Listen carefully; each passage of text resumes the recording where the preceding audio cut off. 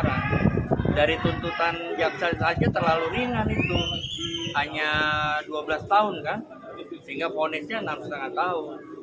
Seharusnya sih menurut saya, bukan seharusnya, seyogyanya tuh dituntut hukuman seumur hidup, bukan 12 tahun, karena nilainya sudah luar biasa ya, sebesar 300 triliun lebih, dan dalam kondisi ekonomi yang tidak baik-baik aja negara ya. Jadi kesalahannya sangat besar tuh, standar banget, karena tanggung jawab keluarga. Maling ayam juga punya tanggung jawab keluarga, sopan di pengadilan, pakai kopiah gitu kan, pakai kalau mau sidang juga tidak teriak-teriak gitu. Itu sih standar.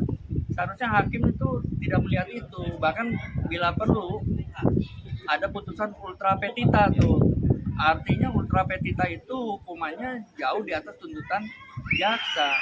Walaupun sekarang jaksa banding, tapi tetap aja ya hukumannya tidak akan tinggi ya. Nggak penting itu sebetulnya. Harusnya memang udah dari awal tuntutannya seumur hidup itu, karena udah luar biasa jumlahnya. Saya malah sepakat itu dengan Pak Prabowo ya, hukuman 50 tahun, betul. Makanya saya bilang bila perlu seumur hidup itu. Dan saya pernah sampaikan di beberapa media, hukumannya bila perlu 1.500 tahun tanpa boleh kesempatan keluar. Karena yang melakukan korupsi itu dalam keadaan negara sedang tidak baik-baik saja. Utang luar negeri kita banyak, inflasi kita tinggi, ya enggak. Pendapatan per kapita masyarakat lagi rendah. Terus mereka melakukan kejahatan terhadap negara, kejahatan terhadap rakyat, itu korupsi. Dan korupsi itu pengkhianatan kepada merah putih. Oleh karena itu seyogyanya jangan dihukum ringan, hukum seumur hidup. Kok orang koruptor yang kejahatannya luar biasa nih hanya dituntut ringan? Ini masalah serius banget ya. Jadi orang tidak takut tuh, tidak takut. Saya memang anti hukuman mati, tidak seperti di Korea Utara atau apa. Saya aktivis anti hukuman mati. Artinya memang koruptor itu tidak boleh dibebaskan, dan tenaganya harus dimanfaatkan oleh bangsa dan negara. Misalnya nyapu jalan, bersihin kaca, bangun jembatan, bangun gedung, begitu bila perlu ya. Atau pelayanan-pelayanan lain di masyarakat, tanpa boleh bebas. Dalam di bidang pekerjaan, di mana-mana di blacklist, tidak boleh ada yang bekerja lagi, sehingga ada sanksi sosial tuh dari masyarakat. Ini kan tidak ada sanksi sosial ya. Paling pada saat masuk TV jelek, setelah itu jadi raja tuh, tanda kutip tuh. Di dalam penjaranya bisa jadi raja, tanda kutip.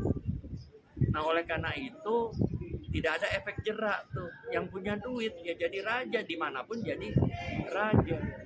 Sehingga kalau untuk kasus korupsi lebih baik hartanya dirampas untuk negara, dihukum 1.500 tahun, ada pekerjaan alternatif. Kalau dihukum mati mah gampang, yang untung cacing-cacing tanah. Ya enggak? Cacing tanah pesta pora. Tapi kalau dikasih hukuman alternatif buat negara, dia akan berpikir, artinya dipermalukan ya. Ya, kalau menurut saya begini, undang-undang kita kan juga sudah lumayan bagus ya. Tinggal mental aparatnya nih.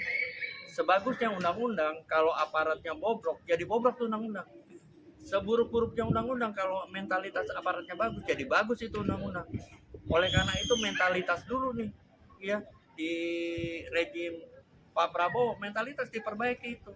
Coba kita lihat banyak di TikTok tuh, aparat penegak hukum ngaco tuh kan, memeras masyarakat ya kan, malah mengganggu ketertiban umum, terlibat dalam kejahatan. Itu penyakit mentalitas ya enggak? Terganggu itu nggak boleh itu. Jadi itu Pak Prabowo tuh agenda pertama tuh, aparat penegak hukum itu harus benar-benar bersih, harus betul-betul profesional. Kalau tidak begitu tidak akan ada kemajuan hukum di Indonesia.